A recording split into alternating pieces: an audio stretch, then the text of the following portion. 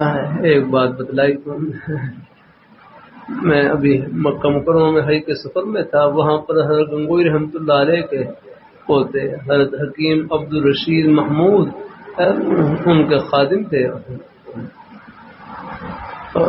اللہ حضرت گنگوئی رحمۃ اللہ علیہ کے پوتے، ان کا بیان ہوا تو بیان کا وہ چھپا ہوا، اس میں پھر مضمون ملا.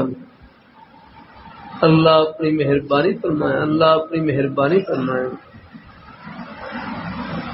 کہتے ہیں امام جعفر صادق رحمہ اللہ تعالی سے صحابہ کرام کی غالب کیفیات کے بارے میں سوال ہوا تو فرمانے لگے کہ ہر ابوبکر صدیق رضی اللہ تعالیٰ عنہ فرمایا ان کی دل کی حالت یہ تھی کہ ان کو ہر وقت مقام مشاہدہ کی کیفیت حاصل ہوتی تھی.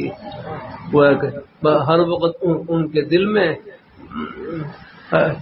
دل میں بس یہ نیک جذبہ یعنی مشاہدہ رہتا تھا کہ میں اللہ تعالیٰ کے دربار میں کھڑا ہوا، میں ہر وقت اللہ تعالیٰ کے سامنے ہوں. الحمدللہ کہ ان کو مقام مشاہدہ کی کیفیت حاصل تھی. تو کہتے ہیں ہر ابوبکر صدیق رضی اللہ تعالیٰ عنہ کی اکثر تسبیح ہوتی تھی لا الہ الا اللہ، لا الہ الا اللہ، لا الہ الا اللہ. یعنی اکثر آپ کی تسبیح یہ رہتی تھی الحمدللہ کہ ہر ابوبکر صدیق رضی اللہ تعالیٰ عنہ ان کو ہر وقت مقام مشاہدہ، ہر وقت دلی کیفیت یہ ہوتی تھی کہ میں اللہ تعالیٰ کے سامنے کھڑا ہوں الحمدللہ. اور یہ جذبہ ایسا ہے، یہ دکان میں ہو، دفتر میں ہو، جہاں بھی ہو، یہ ایک ایک سانس کو یہ جنت کا سانس بنا دیتا ہے الحمدللہ. کہتے ہیں عمر فاروق رضی اللہ تعالیٰ عنہ عمر فاروق رضی اللہ تعالیٰ عنہ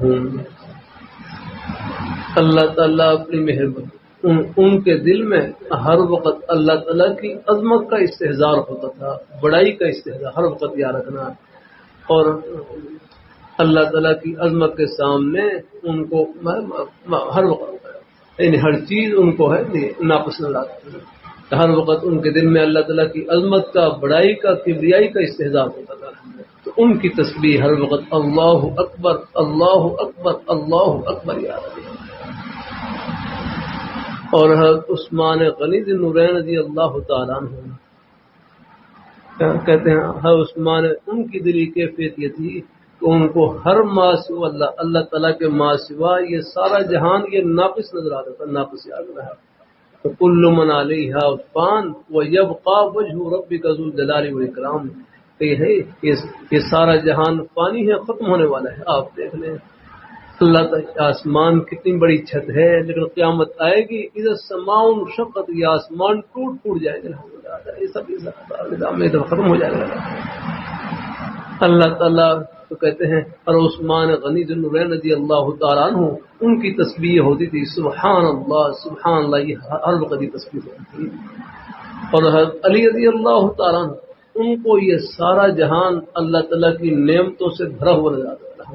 ان کی یہ کیفیت ہے ہم اللہ تعالیٰ کی نعمتوں کے سمندر میں ڈوبے ہوئے. اب آپ دیکھ لیں، بولنے کے لیے زبان، سننے کے لیے کان، دیکھنے کے لیے آنکھ، چلنے کے لیے پیر، پکڑنے کے لیے ہاتھ.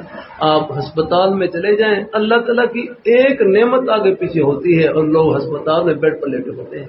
ان سے پوچھیں ایک نعمت کی کیا قدر ہے. تو علی رضی اللہ تعالیٰ ان کی دلی کیفیت یہ تھی کہ ان کا ہر وقت ہے یہ سارا جہان اللہ تعالیٰ کی نعمتوں سے بھرا ہوا نظر آتا.